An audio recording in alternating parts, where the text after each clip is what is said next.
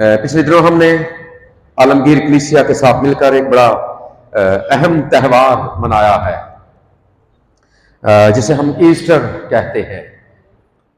और ईस्टर के बाद पाक कलाम में लिखा है कि खुदा यसू मसीह 40 रोज तक अपने शागिर्दों पर जाहिर होते रहे। और उसी रोज यानी कि ईस्टर के दिन अनाजील बयान करती हैं कि वो 5 लोगों पर 5 दफा जाहिर हुए। और जब वो जाहिर हुए तो याद रखें, इन वाकयात में या जो बातचीत उस दौरान हुई वो यकीनन आज हमारे सामने है। और चूंकि ये लिखी गई है किताब मुकद्दस में, सो वो लिखे हुए अल्फाज और वो पेश होने वाले वाकयात जी आज हमारे लिए नमूना है। और उन्हीं वाकयात में से आज एक छोटा सा वाकया हमारे सामने होगा। और हम एक आयत मुकद्दसा तिलावत करेंगे। जिनके पास खुदा का जिंदगी बख्श पाक कलाम है वो जरूर खोलें। और मुकद्दस लूका की मार्फत लिखा गया अंजीली बयान और उसका 24वां बाब और 24वें बाब की 45वीं आयत। जिन लोगों के पास खुदा का जिंदगी बख्श पाक कलाम है किताबी सूरत में, वो जरूर खोलें।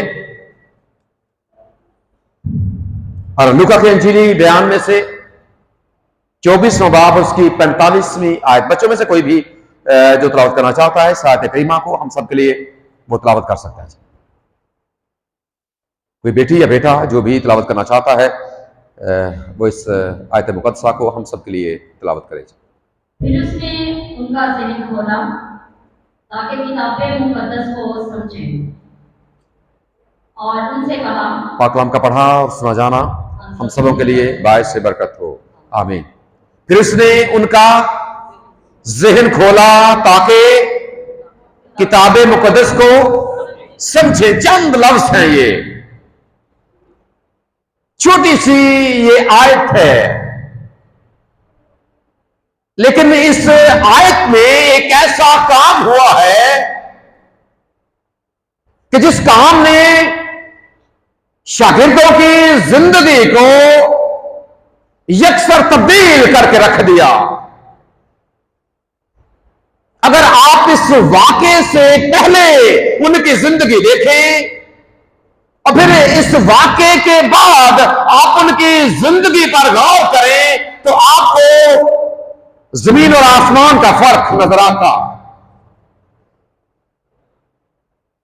और दरमियान में हमें यह वाक़या नजर आता। और वाक़या क्या है? फिर उसने उनके क्या किया? उनके ज़हन को खोला, उनके ज़हन को खोला। और यहां पर जो लफ्ज है उसने यहां पर, क्योंकि यीशु मसीह अपने शागिर्दों पर उनके साथ मुलाकात है, 11 शागिर्द वहां पर हैं। अगर आप इन आयात को, इस बाब को अगर आप इससे पीछे पढ़ेंगे तो आपके सामने ये बात आएगी कि खुदावंद मुर्दों में से जी उठने के बाद अपने शागिर्दों के साथ मुलाकात कर रहे हैं। और इस मुलाकात में ये काम रोनुमा हुआ, ये वाकया रोनुमा हुआ। शागिर्दों के ज़हन को खोला गया और एक खास मकसद के साथ। कोई भी दुनिया में याद रखें, हम भी बतौर इंसान जब जिंदगी को गुजारते हैं तो जब हम काम करते हैं, कोई भी काम करते हैं, तो उसके पीछे हमारा कोई ना कोई मकसद होता। अगर हम ये बात करें कि हम खुदा के घर में मौजूद हैं, उसकी इबादत कर रहे हैं, तो इस इबादत के पीछे भी हमारी एक सोच कार फरमा है, हमारा एक मकसद है। और जब हम अपने घर से चले थे तो हमारे ज़हन में यह था कि हम अपने खुदा की इबादत करने के लिए जा रहे हैं। तो जब इबादत करने के लिए जा रहे हैं तो उसके पीछे हमें इस बात का इल्म है कि जब हम खुदा की इबादत करेंगे तो तो खुदा अपने उस वादे को हमारी जिंदगी में पूरा करेगा, जिसका ऐलान और इकरार उसने बनी इस्राएल के सामने किया कि तू खुदावंद अपने खुदा की इबादत करना, तब वो तेरी रोटी और पानी पर बरकत देगा। और खुदा फरमाता है मैं तेरे बीच से बीमारी को दूर कर दूंगा। हमारे जहन में भी ये बात कि हम खुदा की इबादत करेंगे और हमारा खुदा हमारे लिए इस इबादत के इव्ज, इस इबादत के बदले में हमारी इबादत को, हमारी रियादत को, हमारा उसके घर में जाने को अपने सामने मकबूल ठहराकर हमें वो बरकत देगा। वो हमारे लिए, हमारे घराने के लिए, हमारी कलीसिया के लिए बरकत का सबब होगी। इस मकसद के साथ हम खुदा की इबादत करते हैं। और इसके अलावा जब आप कोई भी काम करते हैं, हर एक काम के पीछे कोई ना कोई मकसद। अगर आप कोई जॉब करते हैं, कारोबार करते हैं, मेहनत करते हैं, मजदूरी करते हैं, आप बज़ाहिर वो काम कर रहे होते हैं, लेकिन आपके ज़हन के अंदर ये बात जरूर, कहीं ना कहीं पर ये बात जरूर होती है कि अगर मैं ये काम कर रहा हूं तो वक्त आएगा कि इसका इवजाना मुझे मिलेगा, इसका अजर मुझे मिलेगा, इसका सिला मुझे मिलेगा। ये काम जो इस आयत करीमा में खुदावंद ने किया, ये आयत भी हमारे सामने इस बात को रखती है कि अगर ये काम किया गया तो एक खास मकसद के साथ, अगर शागिर्दों के ज़हन को खोला गया तो एक खास मकसद के साथ। और मकसद क्या? ताकि वो क्या करें? ताकि वो किताब मुकद्दस को समझें। क्योंकि ये बात याद रहे, जब तक आप किसी चीज को समझते नहीं, इल्म तो आपके पास होता है, लेकिन जब तक आप हकीकी मानों में उसको समझ नहीं पाते, उस वक्त तक आप ठीक तौर से उस पर अमल भी नहीं कर सकते। जब तक आपको उसकी ठीक तरह से समझ नहीं होती, उस वक्त तक आप ठीक तरह से उस पर अमल पैरा भी नहीं हो सकते। और खुदाम ने जब अपने शागिर्दों के ज़हन को खोला तो इसी मकसद के साथ, ताकि उसे इस बात का इल्म था कि अब मैं इनसे जुदा होने वाला, जिस्मानी एतबार से मैं अब इनका साथ छोड़ने वाला। अब इन्होंने इस हकीकी पैगाम को पूरी दुनिया में फैलाना है। और याद रखें, जब तक उनका ज़हन न खोला जाता, जब तक वो खुद ही किसी चीज को समझने वाले ना होते, तो वो किस तौर से उसी पैगाम को दूसरों को समझा सकते थे। क्योंकि जब तक आप खुद नहीं समझते, आप कैसे उस बात को दूसरों को समझा पाएंगे? जब वो चीज आपके पास होगी तभी आप आगे डिलीवर कर पाएंगे। और यहां पर खुदा ने उनकी जिंदगी में यह काम इसलिए किया ताकि वो उस पैगाम को जो वो उनके सुपुर्द करने वाला है कि जाओ सारी खलक के सामने अंजील की मुनादी करो, जाओ जाकर कौमों को शागिर्द बनाओ। और यह काम आसान नहीं था, ये एक बड़ा मुश्किल टास्क, एक मुश्किल काम था जो खुदा ने उनके सुपुर्द किया। और अगर वो उन्हें उसी हालत में भेज देता जिस हालत में वो मौजूद थे, तो शागिर्द कभी भी अपने उस मकसद में कामयाब ना हो सकते। लेकिन ये काम होने के बाद जब शागिर्द गए हैं, तो हम इस बात को देखते हैं कि किस तौर से वही शागिर्द जो पहले डर से भागने वाले हैं, भागकर चले जाने वाले हैं, अपने आप को छुपा लेने वाले, जब ये सुनसिप करवाए गए, जासम बाग का वाकया है कि जब वो पकड़वाए गए तो पाकरा में लिखा कि शागिर्द क्या हुआ था? क्या हुआ था? शागिर्द भाग गए थे। क्यों भाग गए थे? अपनी जान बचाने के लिए। क्यों जी? यही वजह है। क्यों भागे थे? कि अगर हमारा खुदाम गिरफ्तार हो गया है तो कहीं ऐसा ना हो कि हमें भी हथकड़ी लग जाए, कहीं ऐसा ना हो कि हम भी गिरफ्तार हो जाएं, कहीं ऐसा ना हो कि हमें भी मार पड़े, कहीं ऐसा ना हो कि जाने हमारे पास क्या, हमारे साथ क्या हो जाए। इस डर से वो भाग गए थे। और वो शागिर्द जिसने कहा था कि अगर तेरे लिए मरना भी पड़े तो मैं अपनी जान भी कुर्बान कर दूंगा, उसने भी कितनी बार इनकार किया था? 3 बार उसने भी इनकार कर दिया। अब इनकार क्यों किया? अपनी जान बचाने के लिए इनकार क्यों किया था जी? कहीं ऐसा ना हो कि अपने खुदाम के साथ अगर उसे तो गिरफ्तार किया जा चुका है, कहीं ऐसा ना हो कि मैं भी गिरफ्तार हो जाऊं। अब जब इन शागिर्दों के जहन में, और हमें इस बात का भी इल्म है कि जब ये सुमसी दफन हो गए तो इनके मतलब इन्होंने अपने आप को कमरे में बंद कर रखा। अगर आप यूहन्ना रसूल का इंजीली बयान पढ़े, एक कमरे में अपने आप को यहूदियों के डर से, और जब क्विज प्रोग्राम हमने किया था उसमें एक सवाल भी शायद बच्चों को वो उस वक्त आया था कि नहीं आया था, वहां पर लिखा था शागिर्दों ने अपने आप को एक कमरे में बंद कर रखा है। तो क्यों बंद कर रखा? वहां पर वजह लिखी है कि यहूदियों के डर से उन्होंने अपने आप को बंद कर रखा। लेकिन अब जब इनका जहन खुल गया, तो जब आप इसके बाद के वाकयात पर गौर करते हैं तो जहन खुलने के बाद यही शागिर्द उस हकीकी अंजीली पैगाम को लेकर पूरी दुनिया में फैल गए। अब ना इन्हें अपने माल की परवाह है, ना इन्हें अपनी जान की परवाह है, और ना किसी और चीज की परवाह है।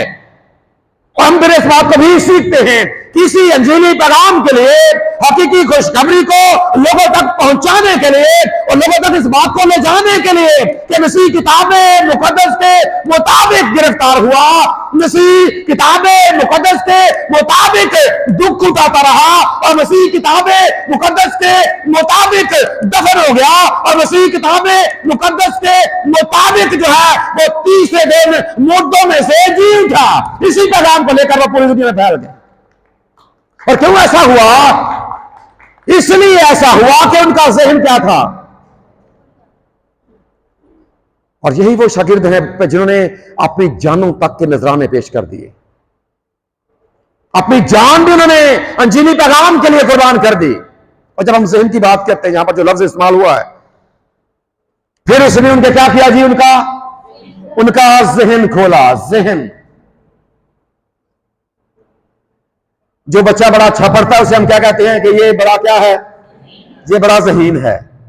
और ज़हीन का मतलब ये होता है कि जो अपने सबक अच्छी तरह याद करता है, जिसे वो चीज याद होती है, और वो क्लास में भी बड़ा मकबूल होता है। उस्ताद को भी पता होता है कि ये जो बच्चा है ये ज़हीन है, और वो उससे बाज़ औक़ात टीचर का काम भी लेता है। चल यार तू सबक पढ़ा, चल इन्होंने जरा याद करा। उनका जहन खोला। और जब हम जहन की बात करते हैं, जब यहां पर किताबे मुकद्दस में यह लफ्ज इस्तेमाल हुआ, जहन का ताल्लुक आपको पता है कि आपके पास भी जहन है। खुदा ने आपको भी क्या किया है? जहन दिया। दिया कि नहीं जी? खुदा ने आपको क्या दिया है? जो कहां पर है? आपका जहन कहां पर है जी? आपकी खोपड़ी के अंदर, जिसे आप दिमाग भी कहते हैं। यही लफ्ज इसके लिए इस्तेमाल होता है, दिमाग भी लफ्ज इसके लिए इस्तेमाल होता है, दिमाग। और इंग्लिश में इसके लिए एक लफ्ज है, क्या है जी? वो ब्रेन भी है और माइंड भी है। जब हम ब्रेन या माइंड में फर्क करने की कोशिश करते हैं, आपने ये लफ्ज बोल दिया है, जब हम ब्रेन की बात करते हैं या माइंड की बात करते हैं, तो ब्रेन दरअसल वो चीज है जो देखने में नजर आती है। अक्सर औकात हम जो चीज विजिबल है हम उसे ब्रेन कहते हैं, और इसके अंदर जो फंक्शन होता है उसे माइंड कहते हैं। ब्रेन वो जो नजर आता है, दिमाग जो नजर आता है। हालांकि ये हम मानी लफ्ज भी हैं जो एक दूसरे की जगह पर इस्तेमाल होते हैं, लेकिन जब बारीकी के साथ हम इनको सीखते हैं तो दिमाग का मतलब यह है कि वो चीज जो नजर आती है। और आपने कभी दिमाग देखा है जी? किसी जानवर का दिमाग तो देखा होगा। बहुत से लोग हैं जो वो मगज भी जिसे कहते हैं, मगज। जब हम मगज की बात करते हैं तो मगज दरअसल अगर हम पंजाबी में कहें तो एक नाड़ सी होती है। क्या फौजी साहब? सफेद जी नाड़ ही होती है जी, आपस में लिपटी होती है, आपस में ये लिपटी हुई होती है। प्रोटीन पर मुश्तमिल, इसका ज्यादातर हिस्सा प्रोटीन पर मुश्तमिल होता है। इसके अंदर बड़े बारीक बारीक रेशे होते हैं जिसे हम दिमाग या मगज कहते हैं। और अब उसी मगज में जो फंक्शन रूनमा होते हैं उसे हम इंग्लिश में माइंड कहते हैं, माइंड। तो जब हम माइंड की बात करते हैं तो याद रखिए ये 4 तरह से काम करता है। जो इंसानी माइंड है ये 4 तरह से काम करता है, या समझ लें कि इसके 4 अहम हिस्से हैं। जो इंसानी दिमाग के अंदर फंक्शंस होते हैं वो चार तरह से रूनुमा होते हैं, और हम उनके लिए थोड़ी देर के लिए चंद मिनटों के लिए हम उन पर गौर करेंगे। पर ये सीखेंगे कि जब खुदावंद ने यहां पर ये किया तो किस तरह, जब हम पहले उस हिस्से की बात करते हैं तो जो पहला हिस्सा है उसे हम कहते हैं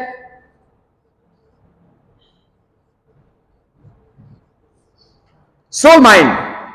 अब सोल का भी आपको, माइंड तो वही लफ्ज है लेकिन सोल का भी आपको पता है ये सोल क्या है, किसे इसका तर्जुमा क्या है जी? शाबाश, रूह। सोल का मतलब क्या है? इसका मतलब ये वाला जो माइंड का हिस्सा है इसका ताल्लुक आपकी रूह के साथ है। और रूह एक ऐसी चीज है जो आपको जो नजर नहीं आती। क्या होता है? जो नजर नहीं आती, इसका ताल्लुक, इस वाले हिस्से का ताल्लुक आपकी रूह के साथ है। सोल माइंड, इसका ताल्लुक आपकी रूह के साथ है। जो आपके रूहानी ख्यालात हैं या जो आपके जो कुछ आप सोचते हैं, जो आपके ख्यालात हैं, ये वाला हिस्सा इस हिस्से का इसके साथ ताल्लुक है। जब हम दूसरे हिस्से की बात करते हैं, जो दूसरा हिस्सा है ये है आपका,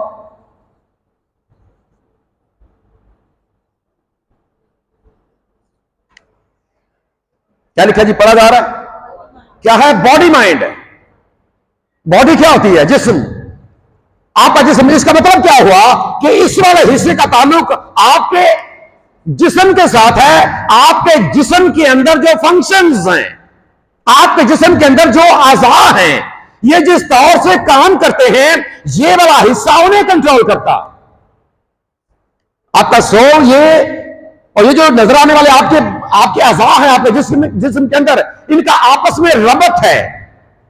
और इस रबत को बने रहने में जो आपके दिमाग का या आपके माइंड का हिस्सा काम करता है वो आपका ये बॉडी माइंड है।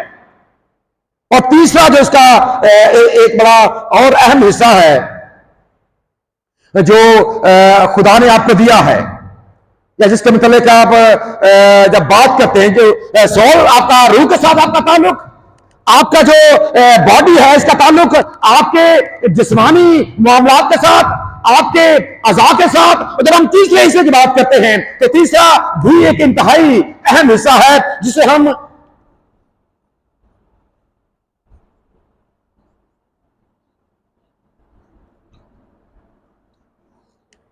क्या लिखा जी? Emotional mind.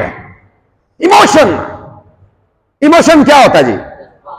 जज्बात। इसका ताल्लुक आपके जज्बात के साथ है। यानी कि जब आप अपने जज्बात का इजहार करते हैं, आपका हंसना आपके जज्बात हैं, आपका रोना आपके जज्बात हैं। और ये वाले जो मामलात हैं, या इसके अलावा जब हम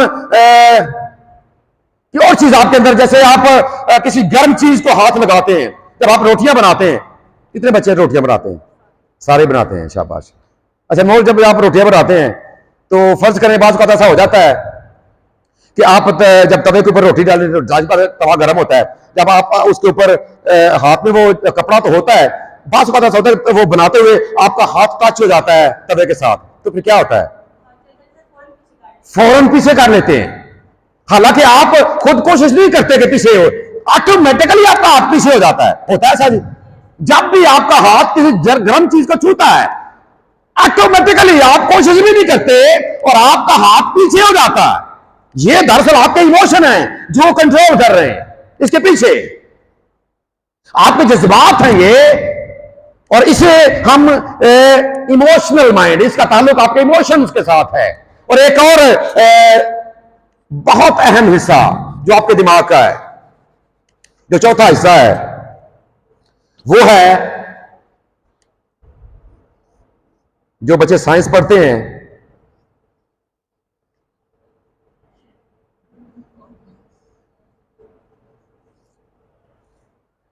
न्यू कॉर्टेक्स माइंड। अब जो न्यू लफ्ज है ना, याद रखिए इसको ये दोनों एक दूसरे में जो है ना, ये हम मानी, लेकिन आमतौर इसके साथ यही लफ्ज लिखा जाता है, न्यू कॉर्टेक्स माइंड। ये आपके दिमाग का वो हिस्सा है जो आपके बलाई दिमाग में होता है, और ये बहुत अहम हिस्सा है। सोचने समझने की सलाहियत और खास तौर पर जो आपका लर्निंग प्रोसेस है लर्निंग, LEARNING, लर्निंग जो आपका लर्निंग प्रोसेस है, इसका ताल्लुक इस हिस्से के साथ है, न्यू कॉर्टेक्स। और यह भी कहा जाता है कि जो इंसान के पास दिमाग है, और हमने इस बात को सीखा था कि इंसानी दिमाग अब तक की रिसर्च के मुताबिक इस कायनात की सबसे पेचीदा चीज है, सबसे पेचीदा चीज है। और इंसानी दिमाग का जो सबसे पेचीदा हिस्सा भी आप कह सकते हैं, सबसे तरक्की याफ्ता हिस्सा कह सकते हैं, ये न्यू कॉर्टेक्स है, जो आपका लर्निंग प्रोसेस समझने और सोचने की जो सलाहियत है, इसका ताल्लुक समझने की, किसी भी चीज को समझने की जो सलाहियत है, वो इस हिस्से का काम है। हालांकि जानवरों के पास भी दिमाग है, क्योंकि साइंस तो कहती है कि जो इंसान है ये भी एक सोशल एनिमल है, एक मुआशरती हैवान है, साइंस ये कहती है। लेकिन ये जो इंसान के दिमाग का बलाई हिस्सा है, जो तरक्की याफ्ता हिस्सा है, जब हम इसकी बात करते हैं तो उन जानवरों के पास जो जहानत में इंसान के करीब भी हैं, उनके पास ये चीज नहीं है, जिसमें चिंपैंजी है, या जिसमें अपना वो डॉल्फिन है, या तीसरे नंबर पर जो है वो बंदर की एक किस्म है, और इसके बाद चौथे नंबर पर हाथी है, जब आप इसकी बात करते हैं तो। लेकिन जो ये तरक्की याफ्ता हिस्सा है इंसान के पास, और अब यहां पर जरा फिर थोड़ी देर के लिए उसी जहन की जानब, उसी माइंड की जानब, कि यीशु मसीह ने जब अपने शागिर्दों के जहन को खोला, तो इसका मतलब यह है कि उसने जरूर इस हिस्से के अंदर कोई काम किया। जब आप इसी आयत मुकद्दसा को इंग्लिश में पढ़ेंगे तो वहां पर लिखा हुआ आपको मिलेगा कि ही ओपन्ड देयर अंडरस्टैंडिंग। अंडरस्टैंडिंग का मतलब क्या है? समझ बूझ, समझने बूझने की जो सलाहियत है, खुदावंद यीशु मसीह ने उसको खोल दिया। अब जब यहां पर हम ये चीज देखते हैं और सोचने समझने की सलाहियत का ताल्लुक दिमाग के इस हिस्से के साथ है, और हम दूसरे लफ्जों में ये कह सकते हैं कि खुदावंद यीशु मसीह ने उनके दिमाग का ऑपरेशन कर दिया, क्योंकि उनके पास जो पहले उनका दिमाग था वो ठीक नहीं था। उनके दिमाग को ठीक करने के लिए, सीधे लफ्जों में उनके दिमाग को ठीक करने के लिए, ताकि वो दुरुस्त तरीके के साथ समझ सकें। इसका मतलब यह भी है कि पहले उनके जहन में कोई रुकावट थी, जिसकी वजह से वो किताब मुकद्दस को, खुदा के पाक कलाम को ठीक तरह से समझ नहीं सकते थे। ऑपरेशन इसलिए किया गया, हम जब बीमार होते हैं, डॉक्टर हमें ऑपरेशन थिएटर में ले जाते हैं और वो चीज दूर कर देते हैं जो हमारे जिस्म के अंदर, हमारी बॉडी के अंदर फजूल होती है, जो किसी चीज में रुकावट बन जाती है, किसी बॉडी के फंक्शन में रुकावट बन जाती है, डॉक्टर से दूर कर देते हैं, और फिर हमारी बॉडी फिर से बहाल हो जाती है, इस काबिल हो जाती है कि वो अपने उस फंक्शन को ठीक तरीके के साथ कर सके। अब यहां पर भी वही मामला है। खुदावंद यीशु मसीह ने जब उनके ज़हन को, उनकी अंडरस्टैंडिंग को खोला, इसका मतलब यह है, दूसरे लफ्जों में ऑपरेशन किया, उस रुकावट को दूर किया, ताकि वो खुदा के पाक कलाम को समझ सके, उस हकीकी पैगाम को समझ सके जो किताब मुकद्दस के अंदर, हालांकि वो शागिर्द पहले भी है, रसूल पहले भी है, किताब मुकद्दस पहले साथ मौजूद है, लेकिन ये काम यीशु मसीह को करना पड़ा ताकि ठीक तरह से समझ सके। और आज थोड़ी देर के लिए हम भी अपनी जिंदगी पर गौर करें, अपने बारे में सोचे, क्या मैं और आप किताब मुकद्दस के पैगाम को हकीकी मानों में समझते हैं? क्या हमें समझ बूझ है कि खुदा का पाक कलाम मेरे लिए क्या पैगाम रखता है, जो उसकी मेरे लिए, मेरे खानदान के लिए, मेरी कलीसिया के लिए, इस माशरे के लिए क्या अहमियत है? क्या हम भी याद रखें, अगर नहीं ठीक तौर से समझते तो फिर इसका मतलब यह है कि जब हम पर भी मुश्किल आएगी, जब हम पर भी परेशानी आएगी, जब कोई आजमाइश आएगी, अगर शागिर्द भाग गए थे तो फिर मैं और आप किस खेत की मूली? अगर शागिर्द भाग गए थे तो फिर हम भी भाग जाएंगे। लेकिन भागने से काम, इसलिए जरूरत है कि आज हम भी, खुदा ने अपने शागिर्दों के ज़हन को खोला, दावेदार है कि मैं और आप भी मसीही, सो जरूर अपने खुदा के सामने झुक जाएं, क्या खुदावंद मैं भी तेरे पाक कलाम को, तेरे पाक कलाम के हकीकी पैगाम को मैं भी ठीक तरह से नहीं समझ सकता, क्योंकि मैं इंसान हूं, बशरी कमजोरी मेरी जात का हिस्सा है। मेरे दिमाग के अंदर भी क्लॉट बन चुके, ठीक तरह से मैं भी तेरे पैगाम को नहीं समझ सकता। मेरे सोचने समझने की सलाहियत को उजागर कर दे खुदाम, तो मेरा भी, मेरे दिमाग का, मेरे ज़हन का ऑपरेशन कर दे, ताकि हर वो रुकावट दूर हो सके जो मुझे तेरे पाक कलाम से दूर रखती, हर वो रुकावट दूर हो सके जो मुझे तेरे पैगाम से दूर रखती है, हर रुकावट दूर हो जाए जो मुझे तेरे घर से दूर रखती। और जब ये दूर हो जाएगी, आप भी फिर भागने वाले नहीं रहेंगे। हम दुआ करते हैं कि खुदावंद तू हमारी जिंदगी में तेरे पाक कलाम के जरिए से हमारी जिंदगी तब्दील हो जाए। याद रखें, जिंदगी तब्दील उस वक्त होगी जब आपका ये न्यूकाटेक्स तब्दील होगा, जब इसका ऑपरेशन होगा, फिर आपकी जिंदगियां तब्दील होंगी। जब आपकी सोचने समझने की सलाहियत तब्दील होगी, आपने सोचने समझने का जो एंगल है, जो जाविया है, वो तब्दील होगा। शागिर्दों का तब्दील हो गया क्योंकि उनका ऑपरेशन हो गया। और जब हमारा भी होगा तो फिर याद रखें, हम भी अपने खुदावंद के लिए अगर जान देनी पड़े, आप भी फिर अपने ईमान का इनकार नहीं करेंगे। शागिर्दों ने ऐसा किया, उन्होंने फिर अपनी जानों की परवाह नहीं की, अपने माल की परवाह नहीं की। आज हमें परवाह है तो अपनी जान की, माल की, न जाने किस किस चीज की परवाह है। शागिर्दों का ज़हन तब्दील हो गया, उनका ज़हन खोल दिया गया और उन्होंने इन बातों की परवाह फिर छोड़ दी। फिर उनकी जिंदगी में एक ही अव्वल दर्जा है और वो उनके खुदावंद का है।